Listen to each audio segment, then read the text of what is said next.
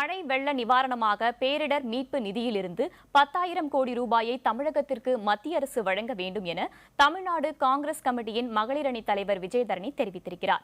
டெல்லி சென்றுள்ள அவர் தமிழக மகளிர் காங்கிரஸ் நிர்வாகிகள் பட்டியலை வெளியிட்டு பேசியபோது இவ்வாறு தெரிவித்தார்.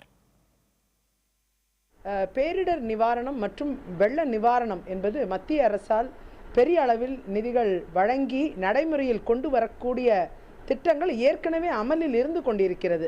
பேரிடர் நிவாரணத்துக்கென்று பல ஆயிரம் கோடி நிதிகள், மத்திய நிதிகள் மாநில அரசுக்கு வழங்கப்பட்டு வருகிறது. ஆனால் அந்த நிதிகளை கூட சரியாக மக்களிடம் கொண்டு சேர்க்காத ஒரு அரசாங்கம்தான் நிலவில் இருந்து கொண்டிருக்கிறது. மிகவும் வருத்தம் அளிக்கிறது.